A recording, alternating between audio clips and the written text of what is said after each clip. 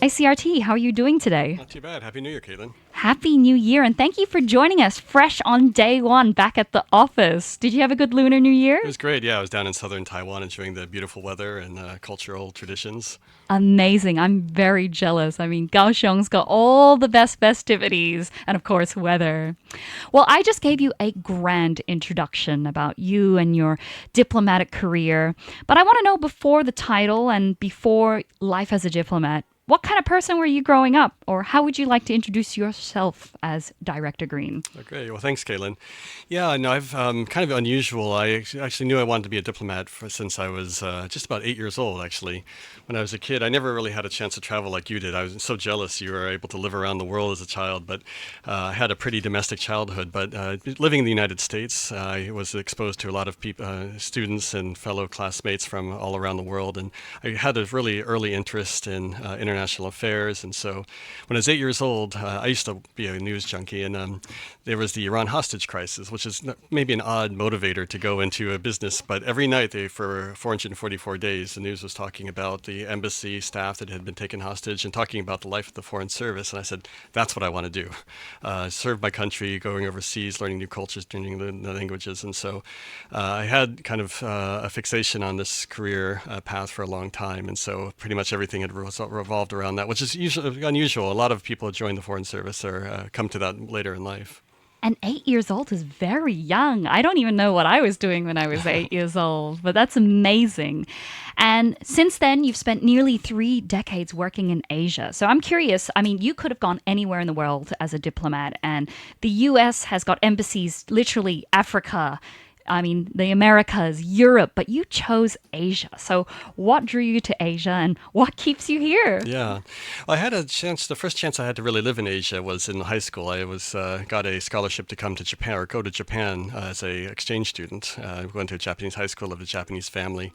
And it was a really interesting time. It was 1989, the end of the Cold War, but also the year of Tiananmen. And being in Japan at that time, I realized just how critical the U.S.-Japan relationship was, especially since the Cold War is ending in Europe, maybe not so much in Asia. And I figured this is going to be, if somebody wanted to go in diplomacy, an area that's going to be ripe for work to strengthen our relationships with the region. It was obviously, even in 1989, you could tell Asia was where the global economy was going. And so that was when I decided, I was looking at either Africa, Middle East, or Asia. And so I decided to focus on Asia. First learn Japanese, and later on learn Chinese. And so what's kept me here is that this region continues to be really the center of attention in Washington and for the world. And so the work is never done, and I hope it's been 30 years. I hope I can continue to contribute in many years to come. Absolutely. I'm sure you'll continue to contribute meaningfully here in the region. Now, you mentioned that you actually speak Japanese, and I know you can also speak Mandarin. Is that right? Yeah, I studied both languages. Yeah. Wow. So how has language helped you build that trust and understanding, especially as a diplomat? I feel like that language is probably what you need to know to really get in and understand a nation and what's going on. Yeah, no, I think language is really critical, especially in this line of work. I go in meetings where there's interpreters for visitors, and it's very different dynamic. If you can talk to somebody in their own language, one, you can understand their culture. Two, it's a much more fluid way of communicating. It's not very stilted. You don't have to wait for somebody to interpret it, and the level of interpreting is always very variable as well. And so I found having language skills is really, really critical to building friendships, building that kind of cultural understanding I think you need to perform your job. Do you think having the language skill is the number one sort of tip that you would give to any aspiring diplomats out there? I would, and I do worry that with these new AI translation software, people will start to move away from language learning, and I hope they don't, because I do think to be successful, whether you're in business, in diplomacy, or anything else in the international sphere, having the cultural understanding that comes with language is really, really important. I always think back to one anecdote. I was in Japan, and I saw 2 Japanese women having an argument, and if you had seen a transcript of the argument, it would seem very polite conversation. Nothing they said would seem offensive in any way, but if you looked at the nonverbal communications, how they conveyed the language, you could understand that they're actually having a very kind of heated dispute. And so I always think back to that example of the cultural importance of having language skills for dealing with international situations. 100%. And you're right. I really hope people can understand culture and learn languages through people, rather than relying on AI. Yeah. Well, I've actually got a song lined up, and today I received a long list of tracks that Director Greene likes, and one that I have lined up is one by Shaboozey. Are you a Shaboozey fan? I am. I kind of like country music when I'm feeling in a melancholy mood. I was not expecting this on the list. And a little bit earlier, we played some Britney Spears, which I also did not expect you're a Britney fan, but I am a Britney fan. Well, we've got this one by Shaboozey, a bar song. Today, we're going to be playing some tracks that Director Greene himself selected, and of course, some other great iconic US artists. So stay tuned here on ICRT. We're going to be taking a little break to play this track, but stick around. We'll be right back, and we're going to share a bit more about AIT's mission. And if you don't know what AIT is, it's American Institute in Taiwan. So if you don't know what that is, now's the time to tune in so we can tell you exactly about it while we have Director Greene here in the studio. This is a bar song, and we'll be right back here on FM 100. ICRT FM 100, Camila Cabello with her hit song Havana. And joining us here on Sweet Talk today to kick off the Lunar New Year, well, after the Lunar New Year, the Year of the Horse, we have Director Greene from AIT. Welcome back. How are you doing? Great. Yeah, I'm great to be here. Likewise, and it's so much fun to learn more about Washington, D.C., where you're from, and also learning more about your journey as a diplomat. Now, for those who are tuning in and hearing the word AIT all the time, I mean, what is AIT, and how would you describe AIT's role here in Taiwan? Great. Well, as you probably know, the American Institute in Taiwan, just like ICRT, we stayed back to 1979. When the U.S. switched relations from Taipei to Beijing, Congress passed the Taiwan Relations Act to create AIT to manage the unofficial relations between the United States and Taiwan. And so, in many ways, we operate similar, just like ICRT operated a lot like the Armed Forces Network that you took over. We operate in a similar way, providing the services to the American community here, but also conducting the business of the U.S. government on behalf of the government here in Taiwan. And so we have people from the Commerce Department, the Department of War, Department of Agriculture. We have a political section and economic section conducting relations with the various segments of Taiwan society, whether it's at the official level, whether it's business to business, or to the Taiwan people through our public affairs section. And so we are a pretty full service operation. We have over 600 staff in AIT. We have an office in Kaohsiung as well. So as a diplomat, I feel very familiar here, even though we are a nonprofit organization. Wow, 600 people all working really hard on U.S.-Taiwan relations. That's really incredible to hear. Now, a lot of people, when they hear AIT, they maybe think, oh, I'm going to go get a visa. But you actually have a lot of education and other people-to-people exchanges between U.S. and Taiwan citizens. So what are some of the programs that you're running at the moment, or some collaborations that might happen this year that you're really excited about? Well, the big event this year is our 250th anniversary. This is the America's 250th birthday, and so just like around the world, we're going to be doing a series of events around Taiwan. But this is on top of a lot of ongoing cultural programs we have. Education is a big area of growth for us. There's 10,000 American students in Taiwan, which is really amazing. We're at a record high. Also, it's an interesting fact that Taiwan's the #1 per capita source of students in the United States. And so we see, despite the fact that we have fewer and fewer students in Taiwan, more and more of them are going to the United States, and that's exciting for us. The Fulbright program we have that does cultural and educational exchange is one of the biggest in the world here, and so we have recent graduates mostly as Fulbright English teachers who are in various towns and villages across Taiwan. One of the things I really enjoy doing when I go to places like Penghu or Yilan is meeting with these young Americans who are teaching in elementary schools, junior high schools, and similarly through our U.S.-Taiwan Education Initiative, we're bringing Chinese language teachers to the United States to help universities, high schools, community centers develop Chinese language programs. So a lot's going on in the education front. I had no idea. I mean, I've met so many Fulbright scholarship recipients actually through my day-to-day life and just roaming around the Taiwan community, but I didn't know that there was a reciprocal program, going to the U.S. That's really exciting and deepening that connection. Now, you also mentioned there was a 250th anniversary of the United States. Well, firstly, happy birthday. I did not know that. But to celebrate, you're doing a Freedom 250 Lantern at the upcoming Lantern Festival. What is this lantern and what's the story behind this initiative? Right, so every year there's a Lantern Festival here in Taiwan. This is the first time AIT has participated, and so we've put together a pretty large lantern, actually. It's going to unveil on Wednesday, on February 25th, so Mayor Zhang and I will do the ribbon cutting and kick off the celebration. But the lantern shows different scenes from American history. The theme is light of liberty and promise of prosperity. And so it features things like the Congress, the Golden Gate Bridge, various scenes of traditional scenes of the United States. But we're also doing a series of events around that here in Taipei through March 15th.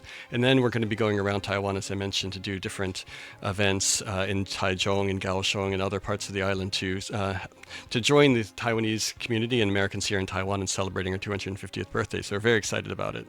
Fantastic. So no matter where you're listening from in Taiwan, check out the 250th celebrations that are touring around Taiwan. And of course, if you're in Taipei after Wednesday, you can go and check out the Freedom 250 Lantern at the Lantern Festival. I mean, we love the Lantern Festival here at ICRT. We always make sure to have a booth. And as a host that has been able to host at the Lantern Festival, it's just been one of the most highlights of my career. So highly encourage everyone to check out the Lantern Festival and of course the special AIT Freedom 250 Lantern. Now, I also want to know a bit about the STEP program, and this is for Americans living in Taiwan. Now, what is it and why is it important? Great. So the STEP program is the Smart Travel Enrollment Program. And this is a voluntary program, but we encourage Americans either who are here on temporary visit or a longer residence to sign up. You can sign up from the State Department website. And this will allow us to push out notifications to you in case of an emergency. So for example, recently you had the attack at the MRT station in Taipei. You had the earthquake in December. So we'll send out general notices to the American community. But also, depending if you'd like to give your contact information, if there's an emergency and somebody in the United States needed to get a hold of you, we could help them reach you here. We keep the information very confidential. It's only kept for emergency purposes, but it's something that I think, given Taiwan's and this region's proneness towards earthquakes and those sorts of natural disasters, I think it's a prudent thing to do. And so I would encourage your listeners, if you're American citizens, to sign up for STEP. And how can they find the program? Do they go up online or do they need to visit the AIT themselves? Yeah, you can either go on the AIT website or the State Department website, and they'll have the links you can follow to sign up. And speaking of being prepared, especially in a region where there's a lot of different natural disasters and things happening every day, there are also resources available at ready.gov. Now, why do you think preparedness is something that people might not overlook or not know too much about? I think especially in this region, I mean, as you mentioned, I've lived here for 30 years, and I think you can get easily lulled into a sense of false security because it is such a safe part of the world. I mean, you can walk through the streets of Taipei at 3 a.m. without ever thinking about it. But as you mentioned, there are earthquakes, there are tsunamis, there are typhoons. I was in Japan during the 3/11 triple disaster, and so when disaster strikes in this region, it tends to strike pretty big. And so that's why we always encourage people to think about those worst-case scenarios and prepare accordingly. And so you mentioned ready.gov. They have resources about how to prepare things like go bags in case there is a power outage or major disaster or event. Also, the Taiwan National Fire Agency, they have an online app that has resources in Chinese and English that you can use. And it's, I think, also a very useful vehicle in order to get real-time information from the Taiwan authorities. And so these sorts of steps, I think, will just give you more peace of mind. And so next time there's an earthquake, you're not going to be thinking, oh my God, where's my passport? Where's the how much water do we have? Having those kind of preparations in advance, I think, gives you a lot more of a sense of security. Absolutely. And I'm glad you have these programs. And especially we're fresh in the new year. Perhaps now's the moment to go and check and make sure you have everything in order and start right. Start 2026 with a great plan and be prepared. Now, we're going to continue on with some tracks. I know you said you liked country music, and I'm glad you picked this one because I am a Beyonce fan. I am a big Beyonce fan. I'm a Beehiver. And this is from Cowboy Carter. And I just love how Beyonce just came out with country music. I mean, no one expected it, but that's why she's such a great artist. You know, she can find herself in many different genres and collaborates with some of the pioneers and create her own mark. So you picked Texas Hold'em. Are you a fan of this song? I am, and actually lived in Texas when I was a kid. So, no way! Well, let's give this one a play and stay tuned because we still have Director Greene here on the air. We're going to be doing some fun questions. So stay tuned for much more coming up here on ICRT FM 100. ICRT FM 100, it's DJ Caitlin and welcome back to Sweet Talk. And if you're wondering, why is today's set list got a bit more country than DJ Caitlin normally plays? Well, we're playing a lot of country music today because we have a special guest from the country of country music. We have AIT Director Greene here with us. How are you doing? Great. Thanks for playing the songs. Absolutely. And if you like country music, we actually have a special country show here on ICRT that I was actually recommending Director Greene to check out Saturdays 11 to 1 o'clock by our very own DJ Brian, who knows all these country stars personally. So if you want your dose of country music, go and check that out. Well, Director Greene, we're at the fun part of the interview, and I love to do something called rapid fire round. So I am going to say a bunch of questions, and I want you to rapidly reply with what your answer will be. So are you ready to begin the rapid fire round here on ICRT? All right. A dramatic voice narrates your life. Whose voice is it? Jerry Seinfeld, because I only want them to narrate the funny parts. Great choice. Would you rather live without the internet or live without snacks? I could live without snacks, although I'd probably be happier if I lived without the internet. Fair question. Fair choice. Coffee or tea? Definitely coffee. I've drank coffee since I was 7 years old. If I didn't have it, I'd probably die. 7 years I'm old? a total addict. Also, coffee is such an American answer. If you said tea, I'd be questioning if you're AIT director. Are you a morning person or a night owl? Definitely a night owl. Nice, me too. Favorite Taiwanese night market snack? Taiwan shangchang. Oh, really? Yeah, definitely not chodofu. I'm a tofu girl. Really? Wow, that's hardcore. Yeah. A place in Taiwan you secretly love visiting? I really like Chiayi. Two places in particular. One, I like the southern branch of the National Palace Museum. If you haven't checked it out, it's really nice, like 1/10 the people of the northern one. But I also like Tefuye. That's a hiking trail near Alishan Mountain. It's one of the most gorgeous forests I've ever seen. Wow, you're teaching me something about a country that I don't know. I didn't know about that hiking part. Okay, got to check out Chiayi. Also, the Lantern Festival will be hosted there this year. That's right. And you're going to be heading down there next month. Absolutely. Now, one Mandarin phrase you love saying. Recently, I've been saying 纸上谈兵 a lot. What does that mean? It's armchair strategist. Because these days, everyone seems to have an opinion about Taiwan's defenses. So, I see. Are you a window seat or an aisle seat guy? Definitely aisle seat. Yeah, me too. And a song you'll never skip. La Bamba. La Bamba. Any special stories connected with La Bamba? I don't know, just it makes me happy every time I hear it, so I never let it go. We'll have to play that one here on the air. All right, so I want to know, what is something about Taiwan that Americans often misunderstand? And what's something that Americans or Taiwanese misunderstand about Americans? That's an interesting question. Probably I would think food. These days, Taiwanese food is becoming really popular in the U.S., but I think most Americans think Taiwanese food equals bubble tea and Din Tai Fung, and don't realize just what a diverse cuisine Taiwanese is. And I think probably the same for Taiwanese thinking about America. I mean, I think most Taiwanese, they just assume like we must eat steak and hamburgers all the time and not realize that actually America also has a lot of different cuisines, whether it's Cajun, whether it's vegetarian, whether it's Mexican, American, or Tex-Mex. So, do you have any personal American favorites that you want to share, like food-wise? Yeah, I really like New Mexico cuisine. It's a really interesting mix. They use a lot of peppers in their sauces. It's quite unique. That and Cajun, I think, are the two favorite American cuisines. I'll have to try that. I don't think I've had Cajun food before. Oh, it's a little bit spicy, so yeah? You have to like spicy. Yeah. Oh, I do love spice. All right, well, let's take a little break. Let's play some La Bamba, but we'll be right back here on the air with Director Greene after the 3 o'clock news, so don't go anywhere. Stay live with us here on ICRT, and this is your last chance. If you have any questions you want to ask Director Greene or any questions you want to know about AIT, head over to the Twitch channel at twitch.tv/ICRT. And here's the song you'll never skip, Director Greene, La Bamba. ICRT FM 100, it's DJ Caitlin here with Sweet Talk, kicking off the hour with Sabrina Carpenter's breakout hit, Nonsense. But today has not been nonsense. Today has been an incredible day because we have a special guest who joined us first day back for the Year of the Horse. We have AIT Director Greene. Welcome back to ICRT. Thanks. I'm really happy to be here. You know, today we've been talking a lot about your career, also talking about AIT's mission here in Taiwan. And in some parts, when you hear the word diplomacy or when you think about AIT, it can sound quite serious. And there are serious parts of your job. But I'm sure on the flip side, you probably have some fun memories or maybe some lighthearted moments that have happened throughout your 3-decade career. Are there any moments that you want to share that made you smile?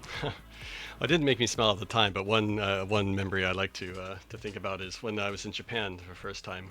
We had President Clinton visit, and the Japanese Prime Minister gave him a bonsai tree, a 400-year-old bonsai tree, as a gift, which very nice gesture. But for us in the embassy who was dealing with the visit, we were thinking, how are we going to get this tree? This is not a little bonsai you put on your desk. This is like a 4-foot by 4-foot a bonsai tree, and it's 400 years old. And so we were like, okay, what do we do with this tree? And so we realized that the Secretary of Agriculture was on Air Force One with the president. So we're like, okay, let's get it on Air Force One, and then he can get it through customs. So we called the Bonsai Association to help us prepare it, and they came over. And these guys were just slightly younger than the tree. And they were wrapping each branch one by one. And so we finally got it wrapped up. We were rushing it off to the airport, racing with the motorcade to get to the airport, and we missed it. The plane took off. So we brought the tree back to the ambassador's residence. So like, what do we do now?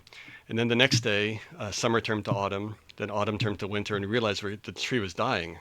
And so we called the Bonsai Association geriatric response team, who came back, managed to save the tree. And it took us several weeks, but eventually got a special plane to come out to bring it to the National Arboretum. And I visited a couple of years ago.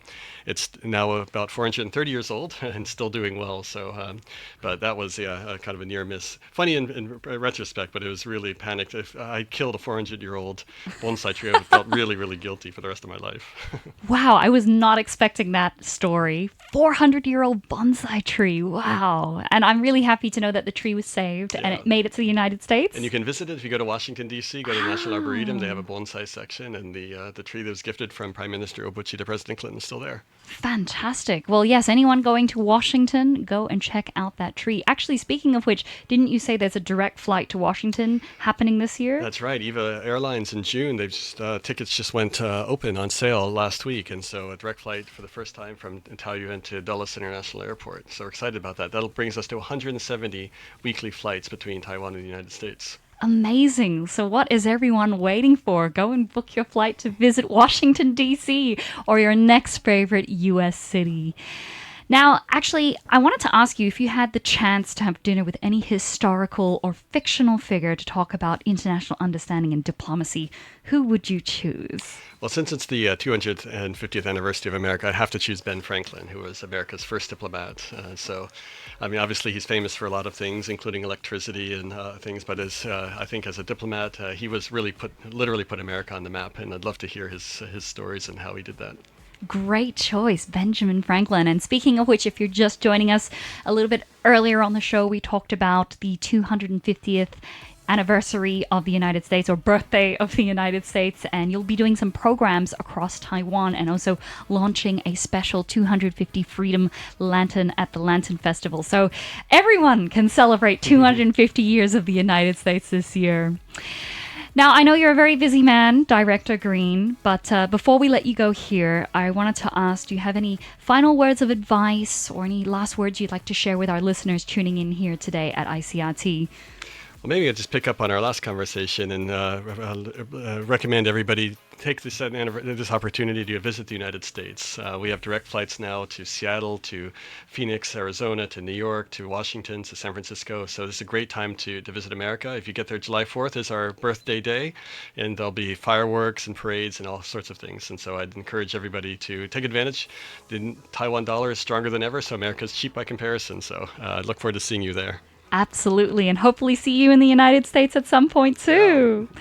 Thank you so much, Director Greene. Happy New Year. Thank you so much for joining us here on ICRT, and I hope to see you around town. Great. Yeah, 新年快乐. Wrapping up with this one, selected by Director Greene. This is Speed of Sound by Coldplay. Now stick around. I'll be live until 4 o'clock, and if you want to recap this interview, we will be sharing it on our social media platforms, so go check it out. And of course, go and follow AIT so you are prepared no matter what situation it is, and or also if you want to know more about the 250th anniversary lantern and other activities that they have here in Taiwan. There's much to offer, and it's just the beginning of the year, so get ready. This is Speed of Sound. See you soon, Director Greene. Thanks.